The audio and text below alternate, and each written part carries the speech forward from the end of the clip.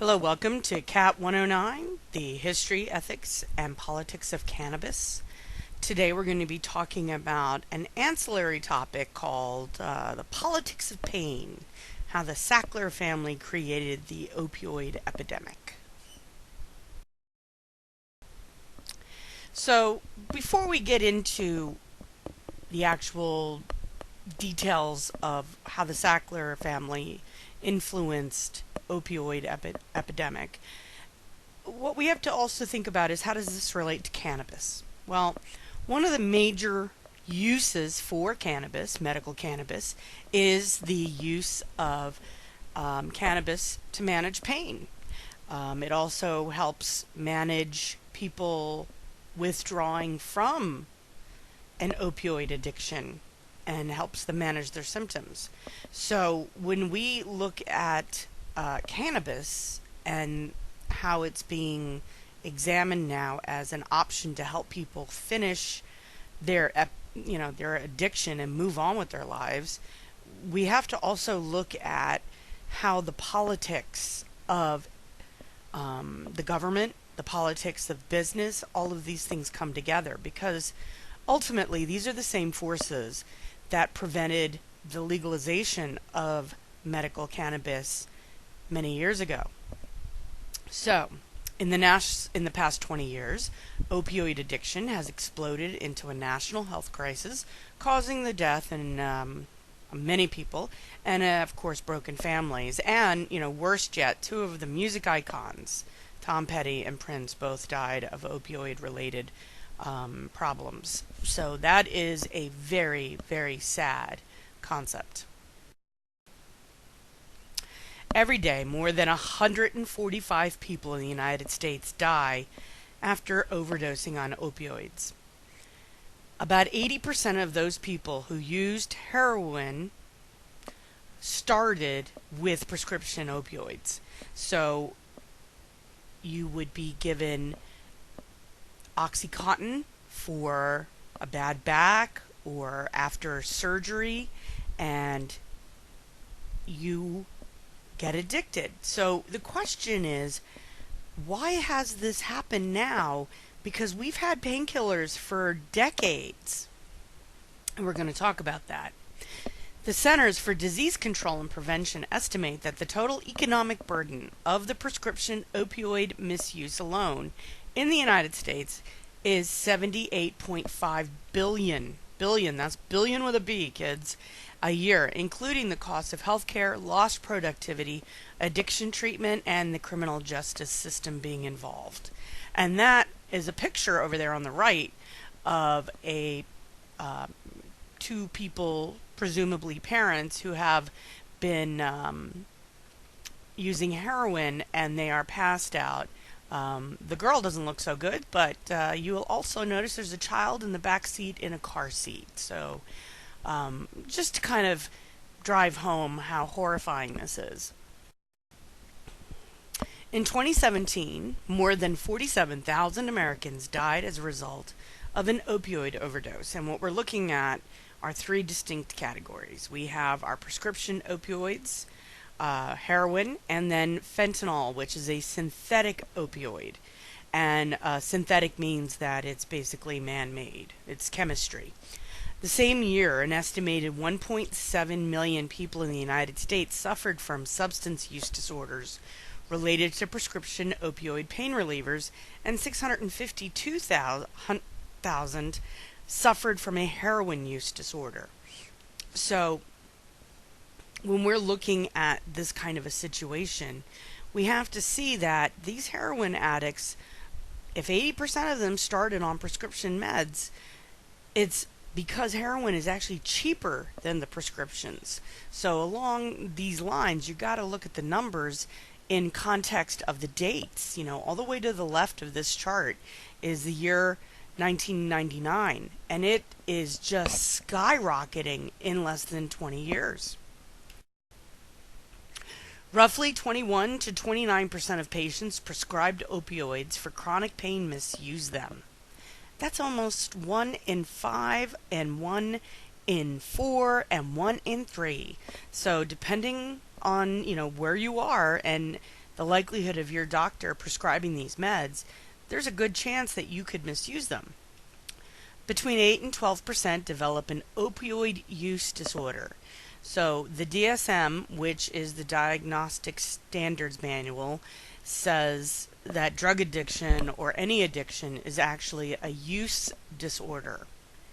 Opioid overdoses increased 30% from July 2016 through September 2017 in 45 states. That's huge numbers. The Midwestern region saw opioid overdoses increase 70% from July 2016 through September 2017.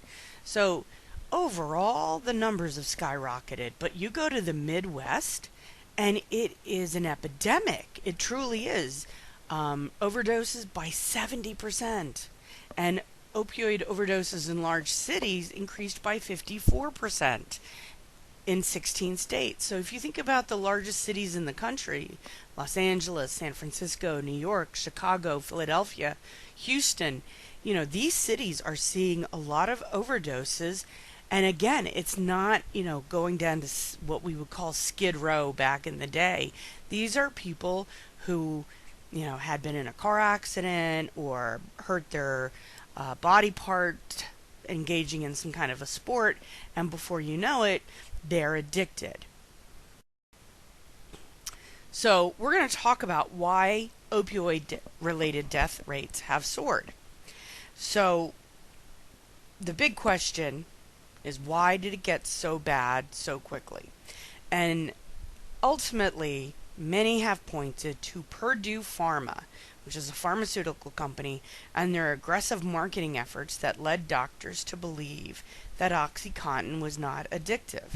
So, basically what we're going to look at is all of the activities that Purdue Pharma, which is owned by the Sackler family, did to convince the doctors, the medical professionals, that this particular opioid was not addictive. So that's really the thesis, so-called, of this discussion. And then you'll also see over here on the right a National Institute of Drug Abuse discussing the national overdose deaths from prescription drugs. These are not heroin. This is just prescription drugs. So you're looking at, in 2013, close to 25,000 people. And you'll see again, men are more likely to end up having an addiction, but women are not too far behind. And oftentimes men, there are social reasons where they don't feel like they can express their pain. They've been told to man up and to get over it. So that's a whole other class of discussing how gender roles have affected healthcare. So not covered in this one. So let's talk about Purdue Pharma. It's a privately held pharmaceutical company, meaning that you can't buy stock in it. It was the leader and developer of OxyContin in the mid-1990s under the leadership of the Sackler family. In March 2019, Purdue Pharma reached a $270 million settlement in a lawsuit filed by the state of Oklahoma, which claimed its opioids contributed to the death of thousands of people. That's one state. One state. So think about the other 49 states. And there's their gleaming building in the sky in Connecticut. So let's talk about the Sackler Brothers.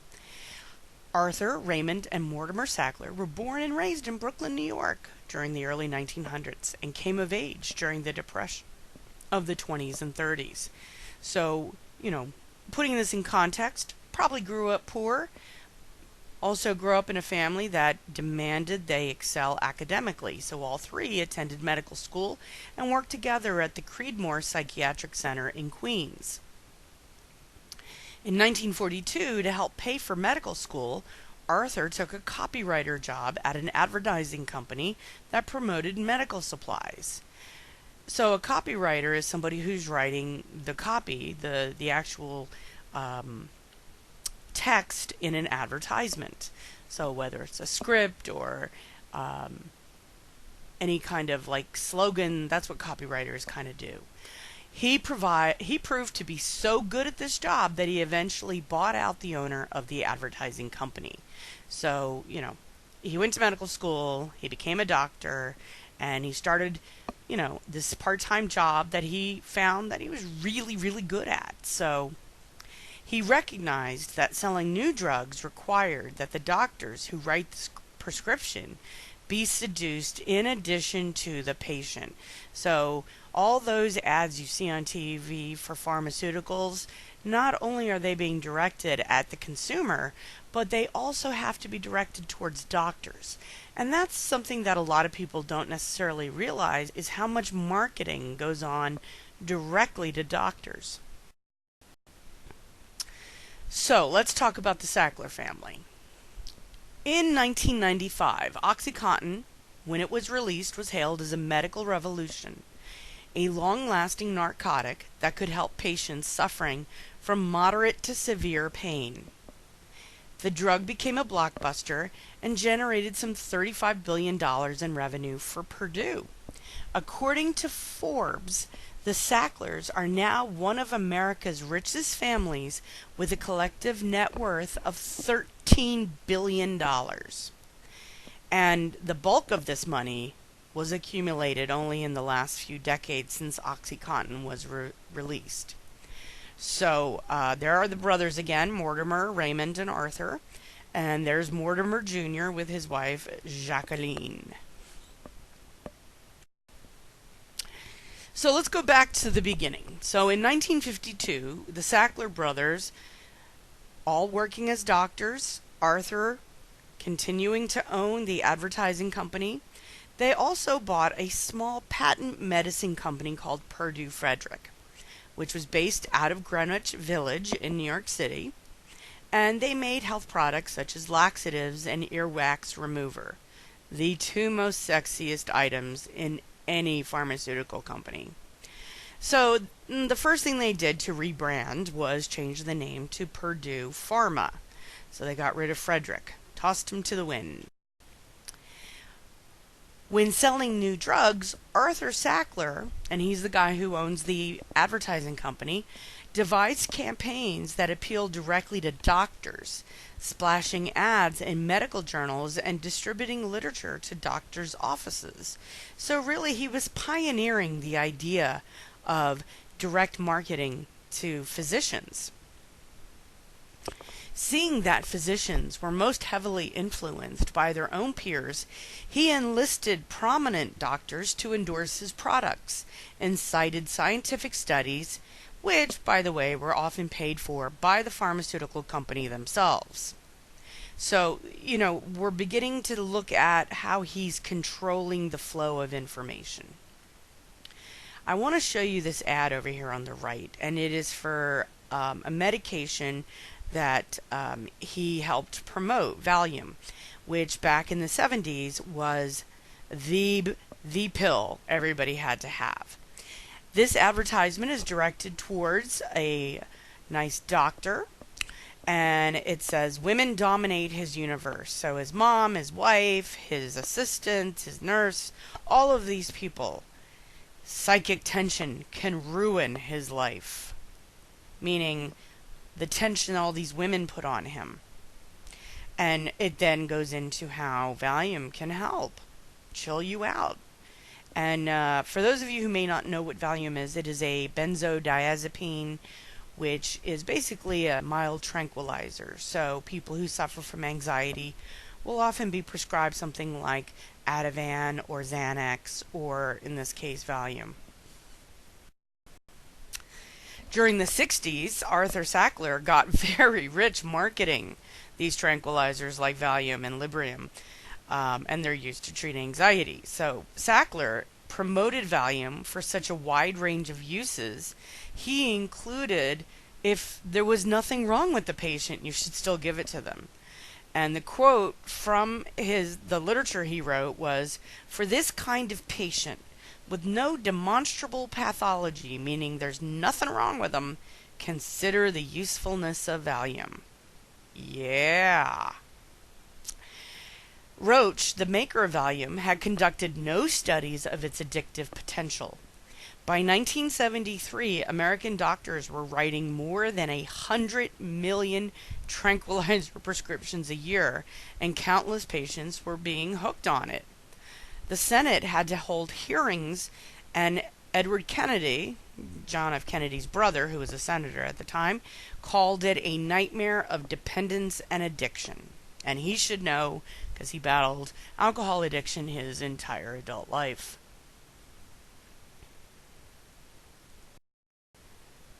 Meanwhile, Arthur Sackler, who was very busy running his advertising company, also became a publisher. He started a bi-weekly newspaper called the Medical Tribune, which eventually reached 600,000 physicians. So that's a lot of people.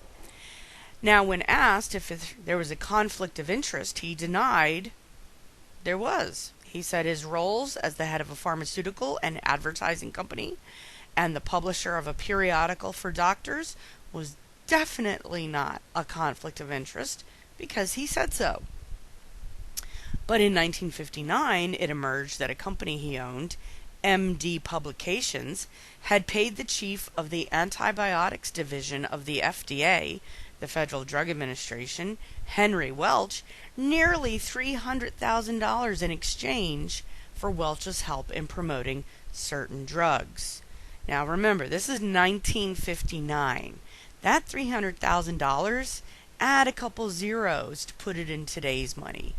And of course, when this became public knowledge, Welch had to resign. So we're already seeing back in, the very beginnings of his empire building, he was willing to cut corners and do corrupt activities to get the money and to get the drugs to market and to get the advertising. So, whether it was greed or the addiction to success, he was clearly cutting a lot of corners. In the early 60s, Estes Kefauver, a Tennessee senator, chaired a subcommittee that looked into the pharmaceutical industry, which was growing rapidly. Now, one of the reasons I include this is because Estes Kefauver was also the guy who attempted to break up the Las Vegas mob in the 50s, so 50s and 60s and 70s. So we're talking about someone who was the crime hunter. So the fact that he was chairing a subcommittee looking at the pharmaceutical industry really draws a connection between their activities and what, mobsters do.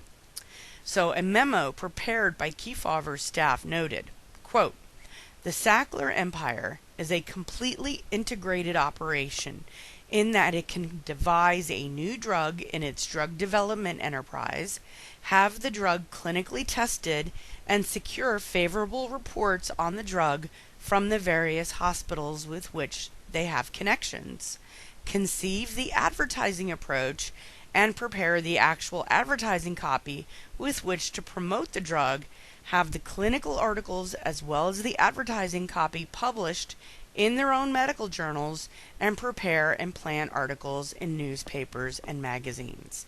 So, in a sense, what you're looking at here is a closed loop. Everything that the public learns about a particular pharmaceutical is controlled by the Sackler family, because not only do they control the research and development, the drug trial process, and also the advertising, which includes all the copy that goes to the doctors. So all of this stuff is being controlled by this family. And of course, unfortunately, nothing happened. So let's jump to the 1970s. The Sackler Brothers, getting a little bit older. Mortimer decides he's out of here. He renounces his U.S. citizenship in 1974, reportedly to avoid paying taxes, and lived a flamboyant life in Europe, shuttling among residences in England, the Swiss Alps, and the Antilles. So, living life large. Raymond who lived in Connecticut, was the good brother. He stayed home, he was very conservative, and he worked at Purdue Pharma every day. Keeping in mind that Arthur was the one who was running the publishing empire, the advertising empire, and all the ancillary projects to promote the pharmaceuticals that Purdue were producing. So with great wealth comes naming rights, and if you want to get into New York society and you are what they call new money, the best way to do this is to start donating to the big arts museums and foundations in New York City. It is the way to get invited to big events. It's the way to hobnob with the highfalutin people in New York. So, the Sacklers became patron of the arts. In 1974, the brothers gave the Metropolitan Museum of Art in New York City $3.5 million, which, again, you got to add probably at least 10 to put it in today's money, enabling the construction of the wing housing the Temple of Dender in the Sackler wing of the museum. And if you've never been, it is remarkable. But, the concept here is that they weren't particularly fascinated by temples. No, rather it was this perception of, we're going to contribute to the well-being of the city. And the Metropolitan Museum of Art is one of the most popular tourist destinations in the city, much less the country. So they're getting their name out there. During the 1980s, the Sackler Brothers had a great success at Purdue with a painkiller called OxyContin, a morphine pill with a patented controlled release formula. The drug dissolved gradually into the bloodstream over several hours, with contin being short for continuous. Very, very smart, huh? That's what they got paid the big bucks for. OxyContin became the biggest seller in Purdue's history, but by the late 80s, its patent was about to expire, and Purdue executives started looking for a drug to replace it. Now, just a brief foray into the world of patents in the United States. So a company will spend a lot of money developing and researching a new drug. So to have the opportunity to encourage companies to do this, United States patent law allows a pharmaceutical company to have exclusive rights to the pharmaceutical they develop for the first 7 years of its life. After that, it can become a generic. And then all of the generic makers jump on the bandwagon and start making their own version. Also, in the late 80s, our Sackler died at the fairly young age of 73. So before we go further, I want to do a little chemistry review and talk about oxycodone. Oxycodone is an opioid that was developed by German scientists in 1916. It is chemically similar to heroin, which is almost twice as powerful as morphine. So the morphine, and keep in mind, what was going on in 1916? Oh yeah, the Great War, which was later renamed World War I. So of course, the Germans and also the Allied powers, the United States, Russia, England, were also working on medicines, but the Germans got there first. Oxycodone, which was inexpensive to produce, is used in other drugs such as Percodan, which is blended with aspirin, and Percocet, which is blended with Tylenol. So if you got your wisdom teeth pulled, you might have gotten Percocet. In the past, doctors only prescribed strong opioids, which is the general name for synthetic drugs derived from opium, which comes from the poppy flower, for acute cancer pain and end-of-life palliative care because of the addictive properties of these drugs. And you can talk to a lot of people and talk about how, by the end of someone's bout with cancer, the morphine button, it just doesn't even begin to help because they're in so much pain. Now, OxyContin is a time release version of pure oxycodone. So twice as strong as morphine. And that's the only major ingredient other than the time release formula. So Purdue developed this pill and they produced it in doses that were low, 10 milligrams, but they were also producing it in jumbo size, 80 milligrams, 160 milligrams, and that was more potent than anything else on the market at the time.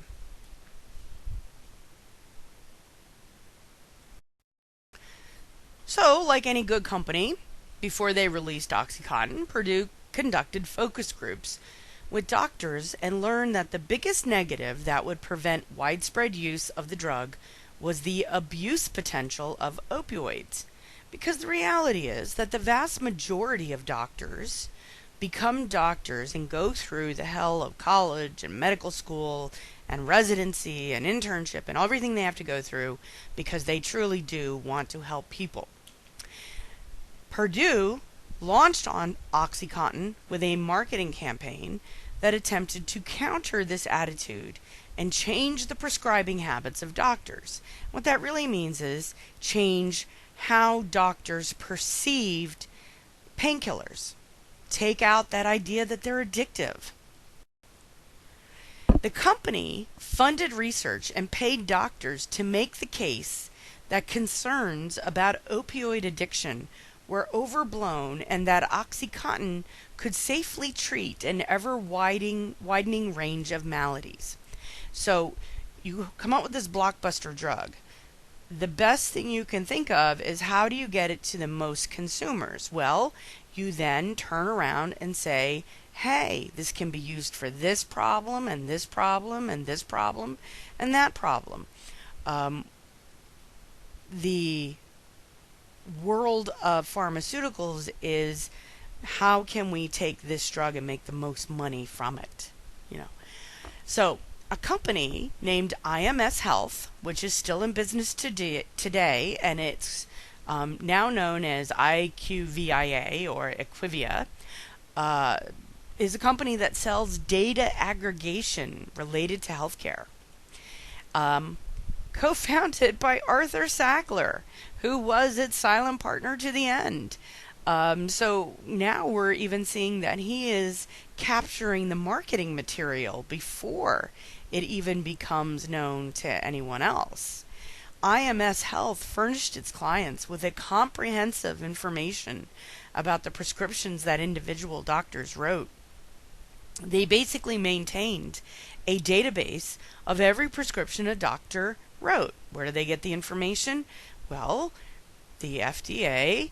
keeps this information. The DEA keeps this information. They want to know what those that number on the prescription pad, the doctor's prescription pad number, well, that tracks all their prescriptions, and they just had to get access to that. Purdue sales representatives use the data to then figure out which doctors to target. So if you look at all of the doctors in a particular city, New York City, let's say, you might have 25,000 doctors, and of that 25,000, 10% or 2,500 write the most prescriptions for painkillers in general. So of course those are the ones that you want to go to first. Now, interestingly, I just want to point out, this is what is on the website today for the company that used to be known as IMS Health, IQVIA. Human data science is a new way for life sciences companies to rethink the future of healthcare. By applying data science to the continuous advancement of human science, decisions become more precise, more relevant, and even more creative. What they're saying between the lines is this is how you market to people. You got to figure out who need this stuff. You watch a football game, you get lots of commercials for erectile dysfunction and prostate problems. You watch a show on Lifetime or the Hallmark Channel, you're getting a lot of birth control, estrogen, and commercials for sanitary products. It's just how you market. In 1996, the year Purdue launched a multifaceted campaign that misinformed the medical community about the risks. So, this is the year that they point to as when Purdue made the leap from doing a lot of sketchy stuff to going full corruption. Purdue had a speakers bureau, and it paid several thousand clinicians to attend medical conferences and deliver presentations about the merits of the drug. Doctors were offered all expense paid trips to pain management seminars in places like Boca Raton. And a video entitled I Got My Life Back, which you can find on YouTube, and there's the address, was sent to 15,000 physicians to encourage them to prescribe OxyContin. However, it was not submitted to the FDA for approval, a violation of federal law. So now they're just ignoring the laws. Such spending was completely worth the investment. Internal Purdue records indicate that doctors who attended the seminars in 1996 wrote OxyContin prescriptions more than twice as often as those who didn't. So you're whining and dining. You're bringing someone down to Boca Raton to play golf, go to a meeting in the morning and one in the afternoon. You got lobster, you got champagne.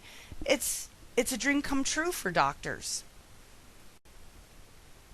So meanwhile, what's going on with the FDA? The FDA approved OxyContin in 1995 for use in treating moderate to severe pain.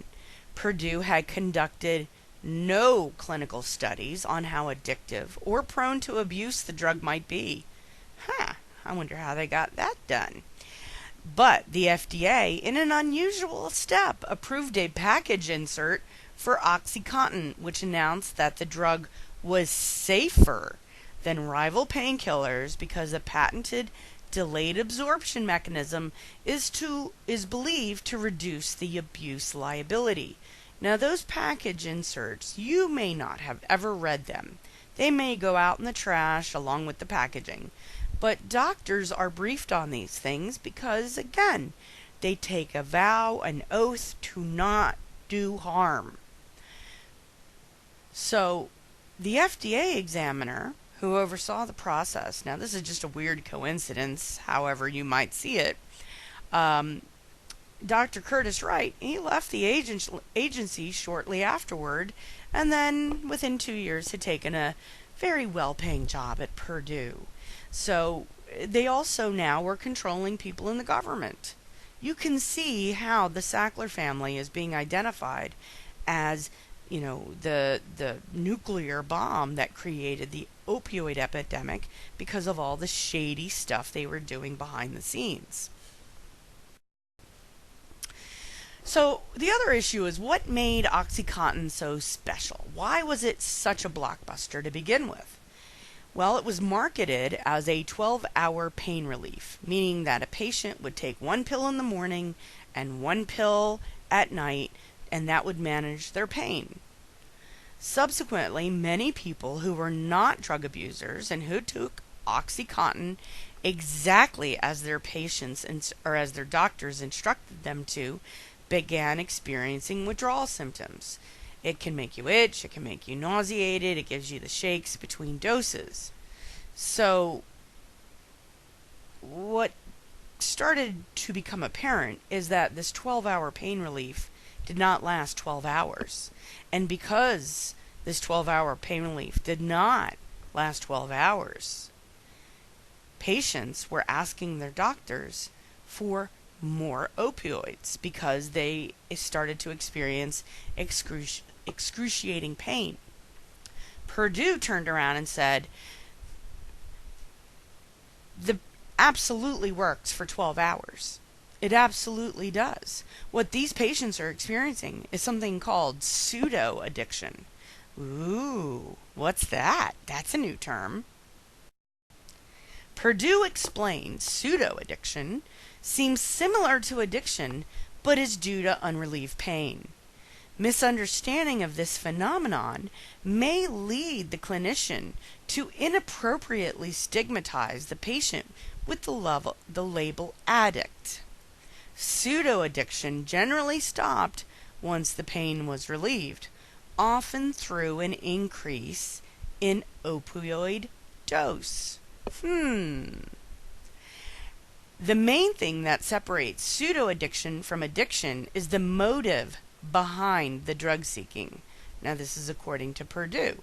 So the motive behind the drug seeking is that you're in pain and you need pain relief. How is that different than a drug addict who needs more drugs to stop the withdrawal symptoms?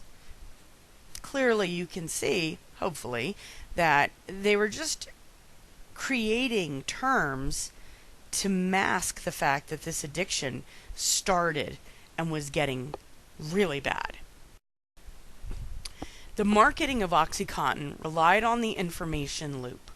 The company convinced doctors of the drug's safety with literature that had been produced by doctors who were paid or funded by the company. So when you see somebody very well known for great athletic feats, like Michael Phelps, the swimmer, or Michael Jordan, the basketball player, LeBron James, the basketball player, Nick Foles, the football player, and we see them promoting sneakers or deodorant or any number of supplements, we're going to believe them because they're extraordinarily well respected in their fields. And that's the Sackler Brothers were doing, is they were getting doctors who were very well respected in their field, who maybe not have been famous, but who were well respected, and having them produce statements attesting to the validity of this pharmaceutical. So according to the training materials, Purdue instructed sales reps to assure doctors repeatedly and without evidence that fewer than 1% of patients who took OxyContin became addicted. Fewer than 1%. That is an extraordinarily low number for any painkiller. And again, if you control the information loop, you control what people believe. Just ask communist countries.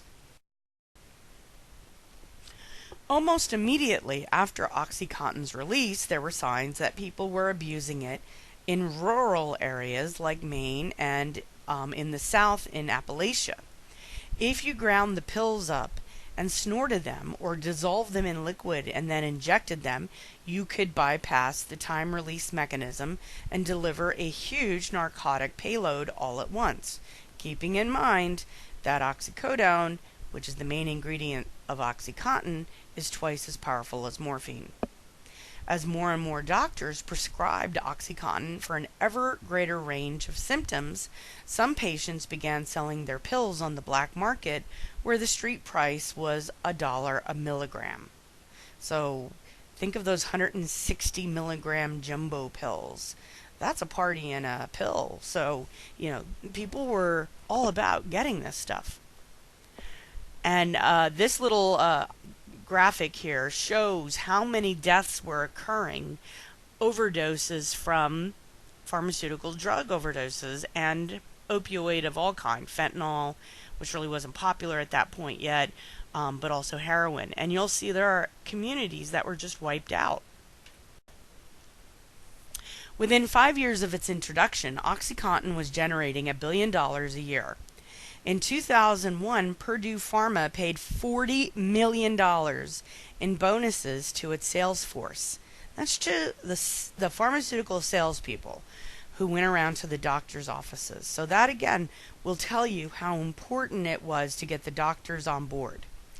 Interestingly, after Arthur Sackler's death, it was discovered he had sold his portion of Purdue Pharma to his two brothers, so his grandchildren, the direct descendants of Arthur, have completely denied any culpability in the addiction crisis related to OxyContin.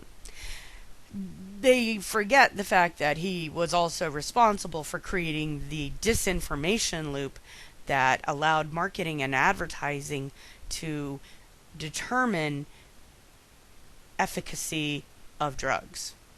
We're not going to talk about that. Elizabeth, Arthur Sackler's daughter, is a board member of the Brooklyn Museum, where she endowed the Elizabeth A. Sackler Center for Feminist Art, and she has called OxyContin-based wealth of her family morally abhorrent. So it is an interesting dynamic. She didn't do this. She was just the daughter who benefited, and she is using her money for good. So do we blame her? Do we blame her money? How does she escape culpability in this? And that kind of a question is not easily answered. So let's talk about, why is Purdue Pharma so blamed? It's because all of this research that I've just presented to you was not stuff that I found by myself. This was all stuff that came out of Brandeis University with the Opioid Policy Research Collaborative. And they believe that many fatal overdoses have resulted from the opioids other than OxyContin, but the crisis was initially precipitated by a shift in the culture of prescribing by doctors that was engineered by Purdue in 1996. The fact that Purdue is privately held also is a major reason that the Sacklers' connection to OxyContin remained obscure. A publicly traded company makes periodic disclosures to its shareholders, but Purdue, and Barry Meyer writes for the Opioid Policy Research Collaborative, Purdue was the Sackler family's private domain. So you will see some of the headlines that have been in the news in 2019 when this PowerPoint was made. Starting at the top left, Purdue Pharma sought to divert online readers from a critical LA Times series on the opioid crisis. So basically, they were trying to set up clickbait to keep people away from LA Times. Next, Idaho sues OxyContin maker Purdue Pharma, accuses family of profiting from opioid crisis. Arizona targets Purdue Pharma, Sackler family in Supreme Court lawsuit over opioid profits. Purdue Pharma seeks to minimize its role in the opioid crisis as it urges dismissal of a Massachusetts suit. And the Sacklers helped cause the opioid epidemic, and they're still making excuses for it. So, as you can see, this is becoming widely accepted. And as more and more courts find in favor of states having to deal with the crisis, it's a very expensive crisis, that then demonstrates again that this change in the marketing, change in the way the information was managed and controlled and distributed is what caused the biggest problem. A primary objective in Purdue's 2002 budget plan was to broaden the use of OxyContin for pain management. And that is, again, finding more and more ways to utilize it. So you'll see in 1996, the year it was released, $25 million. Then, 1997, $77.9 million. Let's jump ahead 4 years. $1.4 billion. That is broadening in a huge way. Purdue targeted physicians like general practitioners who do not prescribe a lot of painkillers. So you go to your general practitioner, your arm hurts. They look at it, they give you some Tylenol, or they tell you to take some Advil, and then they send you to somebody who specializes in bones or muscle or whatever the issue is. But they went after them and they said, look, rather than creating more and more pipelines to different physicians, you could write the painkillers. In 2002, a sales manager from the company, William Gurgley, told a state investigator in Florida that Purdue executives told us to say things like it is virtually non-addictive. So, and you're seeing, when sales are over $1 billion for one pharmaceutical, that's going to be a lot of money. Now, As I had mentioned, a lot of doctors are very good people, but in the same way that you have good police officers and bad police officers, good teachers and bad teachers, you also have good doctors and bad doctors. Bad doctors are greedy doctors, and they set up pill mills, pain clinics that thrived on a wholesale business of issuing OxyContin prescriptions, and this was especially out of control in Florida. In the United States, if you drive from Maine, which is the most northern state on the East Coast, to Florida, which is the southernmost state on the East Coast, you stay on Route 95. And for the vast majority of people who were addicted, taking that drive to Florida was the easiest way to get their oxys. And it got so bad they actually called it the Oxy Express. As late as 2003, the FDA sent Purdue a warning letter about ads that grossly overstate the safety profile of OxyContin by not referring to the body of the advertisements to serious, potentially fatal risks. By 2003, the DEA had found that Purdue's aggressive methods had very much exacerbated OxyContin's widespread abuse.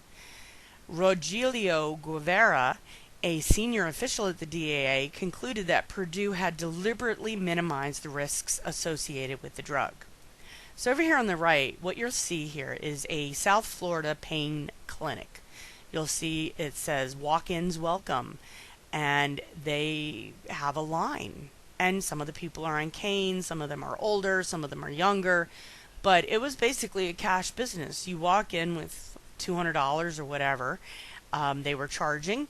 You had a reason. My back hurts. Great. Here's a prescription. See you.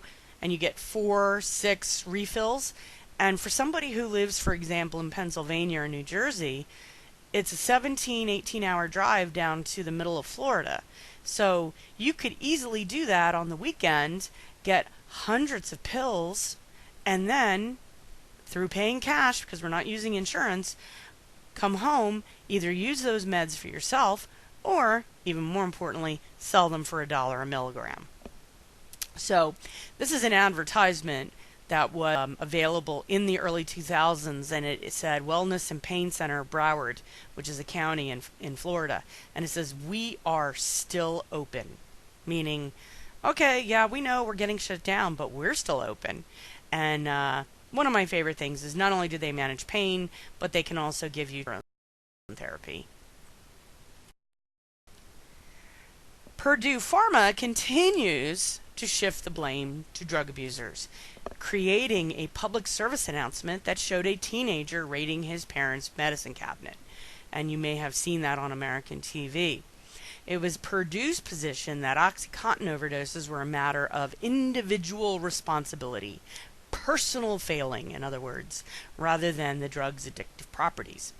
In 2007, Purdue Pharma pleaded guilty in federal court to misleading the medical profession about the addictive qualities of OxyContin. And just a couple months ago, published in May 2019, they were still finding emails that Purdue Pharma executive Richard Sackler blaming the opioid victims. So again, it's not that the drug is addictive, it's just that you have a personal failing. Since 1999, 200,000 Americans have died from overdoses related to OxyContin and other prescription opioids. Many addicts finding prescription painkillers too expensive or too difficult to obtain now that things have tightened, have turned to heroin. According to the American Society of Addiction Medicine, 4 out of 5 people who try heroin today started with a prescription painkiller. So when you think of gateway drugs, OxyContin or any of these painkillers are the ones that really open the door to potentially killing yourself. The most recent figures from the Center of Disease Control and Prevention suggest about 145 Americans now die every day from an opioid overdose. And again, there is another chart showing you the overdose among any opioid. So the synthetic ones like fentanyl, the uh, opioid-based pharmaceuticals, and heroin. So we're seeing 47,000 people in 2017 had overdosed. Now, before we finish up, let's talk about the Sacklers' philanthropy, because we know that philanthropy buys immortality. You may not know who John D. Rockefeller is, but you've heard the name. You may not know who J.P. Morgan was, but you know the name. And a lot of these names we know of because they're on buildings all over the place. So before Arthur Sackler's death in 1987, he advised his children, "Leave the world a better place than when you entered it." So his family has donated extraordinary amounts of money to support various and sundry health and arts in projects. So they developed the Sackler Health Sciences Complex in Tel Aviv in Israel, the Serpentine Sackler Gallery in London, the Smithsonian Museum Sackler Gallery. I'm going to bet now you're going to start paying attention and you'll be able to see them all over the place. The Sackler Center for Arts Education at the Guggenheim, and the Harvard Art Museum's Arthur M. Sackler Museum. So, clearly what you see here is that they have put their names on a lot of buildings. And that doesn't even begin to tell you how many other projects they're involved with. But things are coming to an end. And really, in 2019, we're seeing this writ large. Cultural institutions across Europe and the U.S., including the Guggenheim Museum and the Metropolitan Museum of Art in New York City, as well as the Tate family of museums in the UK, announced in March 2019 they would no longer accept contributions from the Sackler family. In other words, your money is dirty and we're not going to take any more of it. We're going to keep what you gave us, but yeah, we're not going to take any more. The United Kingdom's National Portrait Gallery and South London Gallery respectively not only rejected but returned the contributions to the Sackler family. The Louvre in Paris, which is literally the #2 tourist attraction in Paris, removed all references to the Sacklers in July of 2019. Columbia University and the New York Academy of Arts and Sciences have cut all ties to the Sacklers. And sadly, though, some places are still holding on to their money. Harvard University and the Smithsonian have not yet cut ties with the Sacklers, citing their donations came from the Arthur Sackler side of the family after he sold his shares of Purdue Pharma. And again, the more information that comes out and the more lawsuits that are filed in these courts, you know, Harvard and the Smithsonian and all these other places are going to have to make that tough choice of, is there someone else we can get money from to support us, because this family is so dirty at this point, we can't have our name associated with them. So, that's it for today. Here's some work cited. If you have any questions, please feel free to text or email me. If you're not in my class but have a question, please feel free to leave a comment and I will respond as quickly as I can. Thank you and have a great day.